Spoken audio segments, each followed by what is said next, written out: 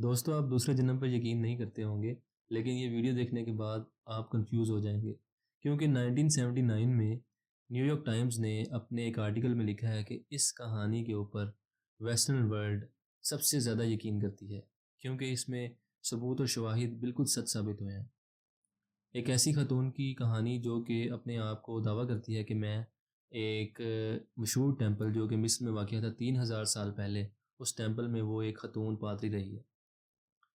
इस कहानी को शुरू करने से पहले मेरी आपसे दरख्वास्त है कि प्लीज़ चैनल को सब्सक्राइब कर लें और लाइक के बटन को भी प्रेस कर दें। बाज़ का ये आगे पीछे हो जाता है, फिर इसको ढूंढना बहुत मुश्किल हो जाता है। Thank you so much. चलें वीडियो को शुरू करते हैं।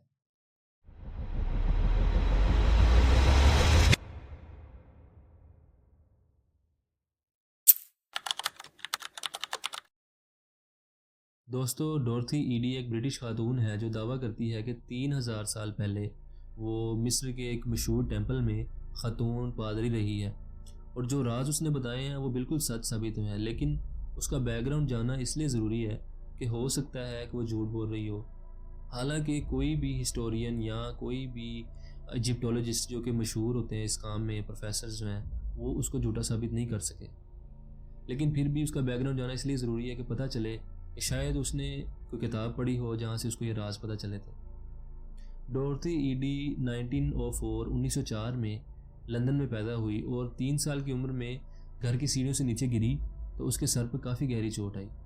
माँ बाप ने मशहूर डॉक्टर को बुलाया, डॉक्टर ने चेकअप किया और चेकअप करने के बाद कहता है कि जी ये अब इस दुनिया में नहीं रही। लेकिन ठीक 1 घंटा के बाद बच्ची उठती है और अपने कदमों पे चलने लग जाती है। माँ बाप डॉक्टर को कहते हैं कि तुमने अभी घंटा पहले इसको चेक किया है और कह रहे थे कि ये डेड हो गई है, तो ये कैसे बच्ची ज़िंदा हो गई है? तुम किस किस्म के डॉक्टर हो? डॉक्टर ने तसल्ली करवाई माँ बाप की कि नहीं जी, मैं एक प्रोफेशनल हूँ, मेरा एक्सपीरियंस है और मैं वेल क्वालिफाइड हूँ। मैंने तसल्ली से चेक किया इस बच्ची को, ये मर गई थी लेकिन दोबारा ज़िंदा हो गई है। हो सकता है कि खुदा का कोई मौजज़ा हुआ हो, इसको उसने कोई दूसरी ज़िंदगी बख्श दी है। फिर माँ बाप खुश हो जाते हैं कि चलो कोई बात नहीं, उसको दूसरी ज़िंदगी मिल गई है, इससे बड़ी और क्या बात हो सकती है। लेकिन कुछ अर्सा गुजरता है तो डॉर्थी के रवैये में काफ़ी तब्दीली आने लग जाती है। इसका जो नेचुरल एक्सेंट होता है ना, ब्रिटिश एक्सेंट, वो चेंज हो जाता है। ये तकरीबन कोई अरबी की तरह बोलने लग जाती है, उसका मिक्सचर आ जाता है थोड़ा इसकी लैंग्वेज में।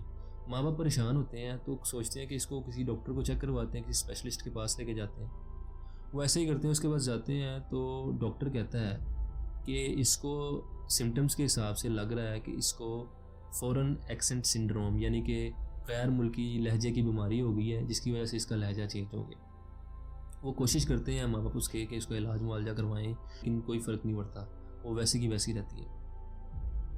फिर कुछ अर्से के बाद जब थोड़ी सी बड़ी होती है तो रातों को उठ के अचानक रोने लग जाती है, कभी सोने से पहले कभी जागने के बाद, और कहने लग जाती है कि माँ को कि जी मैं अपने घर वापस जाना चाहती हूँ, ये मेरा घर नहीं है, मेरा घर एक टेंपल में है, मेरा घर एक बाग में है, मेरे दोस्त मुझे याद आ रहे हैं, मेरे माँ बाप मेरे अपने मुझे याद आ रहे हैं, आप लोग मेरे अपने नहीं हो। माँ बहुत परेशान होती है, ज़ाहिर सी बात है, ममता उसकी है, प्यार करती है अपनी बच्ची से, लेकिन उसको दिलासा देती है कि नहीं, हम तुम्हारे माँ बाप हैं, यही तुम्हारा घर है। वक्त गुजरता जाता है, लेकिन जैसे जैसे बड़ी होती जाती है तो उसके लिए मुश्किलात पैदा होना शुरू हो जाती हैं, क्योंकि जब स्कूल में जाती है, संडे स्कूल में ऑब्वियसली जब इनकी रिलीजियस हाइम्स सुनाई जा रही होती हैं, यानी कि जो रिलीजियस गाने होते हैं मजहबी, वो चलते हैं, उनमें इजिप्शियंस के ख़िलाफ़ कुछ बातें कही जाती हैं, तो ये बर्दाश्त नहीं करती, गुस्सा करती है, अपने टीचर्स के साथ, अपने रिलीजियस टीचर्स के साथ बहस करती है। तो वो उसका नाम जो है ना, संडे स्कूल से, संडे क्लास से एक्सपेल कर देते हैं। कुछ अर्सा के बाद कैथोलिक स्कूल जहाँ ये पढ़ी होती है, उस स्कूल से भी इन्हीं हरकत की वजह से कि ये इजिप्शियंस के ख़िलाफ़ कोई बात बर्दाश्त नहीं करती, इसको वहाँ से भी निकाल दिया जाता है।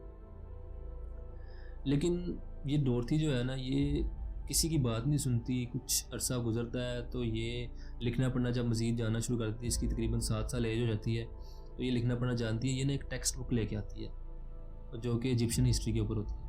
वहाँ पे एक पेज जब खोलती है, उसके अंदर लिखा होता है सेटी वन फ़िरौन के बारे में, जो कि हुक्मरान था इजिप्शियन का 3000 साल पहले का। तो उसके बारे में लिखा होता है, उसके मुजस्मे की तस्वीर बनी होती है, उसके टेंपल की तस्वीर बनी होती है, टेंपल के साथ जो बाकी सारी इन्फॉर्मेशन होती है वो लिखी होती है। तो ये पढ़ती है उसके बारे में, तो सेती वन का मुजस्मा देख के कहती है कि यही वो बंदा है जिसे मैं प्यार करती थी, यही वो बंदा है जिसको मैं जानती हूँ। शोर मचा देती है और कहती है यही टेंपल मेरा घर था, मैं यहीं रहती थी, यहीं मेरे अपने थे, अपने जो हकीकी दुनिया के माँ बाप होते हैं असल वाले, उनको जाके बताती है कि जी ये मेरे माँ बाप का घर है, मैं यहाँ रहती थी, मुझे यहाँ लेके जाए, ज़िद करने लग जाती है, रोने लगती है। माँ बाप बड़े परेशान होते हैं लेकिन तसल्ली वगैरह देते हैं, उनके पास कोई हल तो मौजूद नहीं होता क्योंकि काफ़ी डॉक्टर्स के पास चेकअप करवाया होता है, काफ़ी कोशिश की होती है लेकिन कोई उस पर फ़र्क नहीं आता, कोई उसकी सेहत ठीक नहीं होती, उसके मामला वैसे के वैसे रहते हैं। फिर कुछ अर्सा गुजरता है तो इसकी मुलाकात होती है वॉलेस बज से, जो कि एक इंतहाई मशहूर इजिप्टोलॉजिस्ट है, यानी मिस्र की हिस्ट्री के ऊपर काफ़ी बड़ा प्रोफेसर होता है, रिसर्चर होता है। उससे मुलाकात होती है, वो इसका इंटरेस्ट देखता है ना मिस्र के ऊपर और इसकी रिसर्च देखता है बच्ची की कि बहुत ज़्यादा इसकी डेवलप हो गई है। तो वो इसको कहता है कि ठीक है, मैं तुम्हें मज़ीद इस पर तालीम देता हूँ और तुम्हें इसमें पॉलिश करता हूँ। बच्ची इसको बताती है कि जो हीरोग्राफिक्स है ना, हीरोग्राफिक्स कहते हैं जो तस्वीरी खाके बना के जो एंशंट इजिप्शियंस थे ना, यानी कि मिस्र के पुराने लोग, कदीम दौर के, वो लोग आपस में जो कम्युनिकेशन करते थे, ख़तो किताबत करते थे, बातचीत करते थे, वो उन्हीं तस्वीरों खाकों के ज़रिए करते थे। उनको कहते हैं हीरोग्राफिक्स। तो हीरोग्राफिक्स ये उनको बताती है अपने प्रोफेसर को कि मुझे हीरोग्राफिक्स के ऊपर काफ़ी अबूर हासिल है, मुझे सारे आते हैं लेकिन मुझे भूल गए हुए हैं, आप मुझे सिखाएंगे तो मैं जल्दी सीख जाऊँगी। लेकिन हीरोग्राफिक्स जो हैं वो सीखते हुए एक तालिब इल्म को अरसा लग जाता है, जो हिस्ट्री का तालिब इल्म है उसको काफ़ी अरसा लग जाता है। ये दिनों में सीख जाती है हीरोग्राफिक्स और लिखना शुरू कर देती है, प्रॉपर कम्युनिकेशन उनमें कर जाती है, समझने लग जाती है, रीडिंग शुरू कर देती है, प्रोफेशनल हो जाती है उसमें। लेकिन इसकी तमन्ना पूरी नहीं होती क्योंकि इसका जो मेन पर्पज़ होता है वो होता है कि वापस उस टेंपल तक पहुंचना, कि जो लगता है इसको कि मेरी असल ज़िंदगी वहाँ पे थी और मैं यहाँ से बिलोंग नहीं करती। उसी कोशिश में ये इजिप्शियन लड़की की तलाश करती है, उससे मोहब्बत कायम करती है, रवाबित कायम करती है एक इजिप्शियन लड़के से, इसकी फिर शादी हो जाती है। फिर आखिरकार वो इसको इजिप्ट ले जाता है। वहाँ पहुँच के ये ज़मीन को बाकायदा बोसा देती है और बहुत एक्साइटमेंट शो करती है कि मैं अपने घर पहुँच गई हूँ, मैं अपने होमलैंड में पहुँच गई। अच्छा, वहाँ पे कुछ अर्सा गुजरता है तो इसको ना वहाँ पे ना ख्वाब आना शुरू हो जाते हैं और ये रातों को उठ के बैठ के जैसे कोई वजद में नहीं चला जाता वैसे करने लग जाती है रिएक्ट, और पेजेस लेती है, उनके ऊपर हीरोग्राफिक्स लिखना शुरू कर देती है। फिर बताती है कि मुझे ना होर राह, यानी कि एक रूह है उसकी, सेटी वन की रूहानी एक उसकी ताकत है, होर राह कहते हैं उसको, एक एंटिटी है, ये एक रूहानी शख्सियत है जो होर राह है, वो मुझे आके लिखवा रहा है, मेरी पुरानी ज़िंदगी सारी मुझे वो बता रहा है कि मेरी पुरानी ज़िंदगी क्या थी। तो 70 पेज ये हीरोग्राफिक्स के लिख लेती है वहाँ पे और अपनी सारी पास्ट लाइफ लिख देती है। अब इसकी पास्ट लाइफ जो है ना वो भी बड़ी मज़े की है, वो सुनने के काबिल है। ये कहती है कि पहली ज़िंदगी में मेरा नाम बेंट रेशिड था, मैं मिस्र की एक ख़ातून थी और मैं एक गरीब घर में पैदा हुई थी। मेरा बाप गरीब मज़दूर था और मेरी माँ सब्ज़ी फ़रोश थी। जब मैं 3 साल की हुई थी तो मेरी माँ फ़ौत हो गई। मेरे बाप ने मुझे कोमल सुल्तान टेंपल में दाखिल करवा दिया जो अबायडोस मिस्र में है। तो वहाँ पे मेरी परवरिश हुई, मैं प्रीस्टेस बनी यानी पादरी बनी। और जब मैं 13 साल की हुई तो मेरे आगे 2 ऑप्शन रखे गए कि या तो फिर मैं बाहर की ज़िंदगी गुजारूं, बाहर की दुनिया में चली जाऊं, या फिर मैं अगर टेंपल के अंदर रहूं तो मैं सारी ज़िंदगी कुंवारी पादरी बन के रहूँ। तो मैंने दूसरा ऑप्शन चूज़ किया कि मैं कुंवारी और पादरी बन के वहाँ ज़िंदगी गुजारूंगी, टेंपल की सर्विस करूँगी।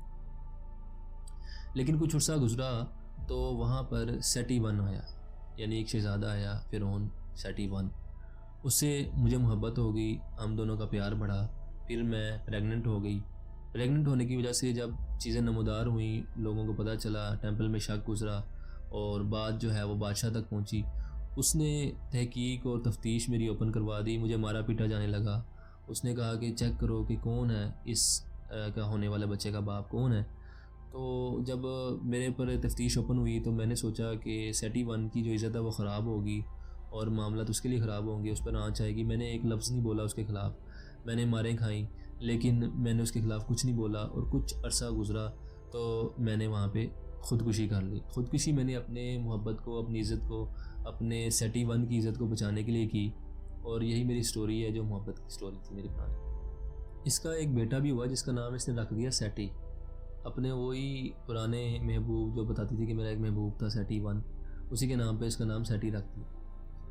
अब शोर इसका बहुत ज़्यादा तंग था, जो करंट इसका शोर था मौजूदा वो बहुत ज़्यादा तंग था कि इसको रात को ट्रांस होते हैं, ये उठती है और हीरोग्राफिक्स लिखना शुरू कर देती है। 70 पेज इसने लिख दिए हैं। तो वो बहुत ज़्यादा परेशान होकर उसने इसको तलाक दे दी। तलाक लेने के बाद इसने अपना नाम वहाँ पे मशहूर करवा लिया, ओम सेटी। ओम कहते हैं माँ को, यानी कि सेटी की माँ। अब ओम सेटी के नाम से ये आज तक जानी जाती है।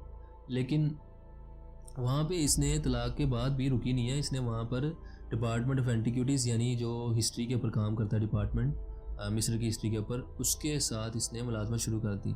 मुलाजमत शुरू किया और वहाँ पे टेंपल के इर्द गिर्द ही 20 साल इसने गुजारे हैं। वहाँ पे फिर इसका क्या हुआ कि अब ये कोशिश में थी कि मैं अंदर टेंपल के अंदर किस तरह नौकरी करूँ। तो इसको अंदर मौका मिल गया जाने का, वहाँ पे इसको एक ओहदा मिला, वहाँ पे इसने टेंपल के अंदर एक ऑफिस अपना बनाया।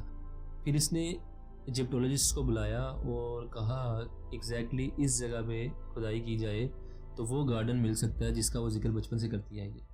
अब उस गार्डन का जिक्र ना तो हिस्ट्री की किसी किताब में था और ना ही किसी और जगह पे वो मेंशन है। वहाँ पे खुदाई की गई तो एग्जैक्टली उसी जगह से वो गार्डन निकला, और सेम जो जो जगह इसने बताई थी कि यहाँ यहाँ दरख्त हुआ करता था, वहाँ वहाँ दरख्त की निशानियाँ भी पाई गई।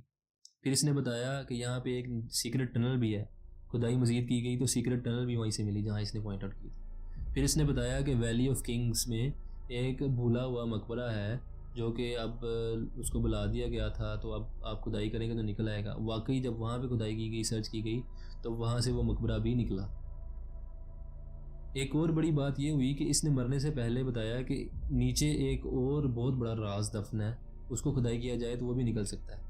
लेकिन चूँकि ये मर चुकी थी और एग्जैक्टली पॉइंट आउट नहीं कर सकी, तो लोगों ने और इजिप्टोलॉजिस्ट ने वहाँ पे दोबारा रिसर्च नहीं की, ना ही खुदाई की कि मज़ीद जो पहली चीज़ें इन्होंने खुदाई की हुई हैं उनमें कोई ख़राबी पैदा ना हो। और वैसे भी वो फौत हो चुकी थी, अगर वो पॉइंट आउट करती तो फिर ये लोग करते। अब वो राज का राज ही रह गया।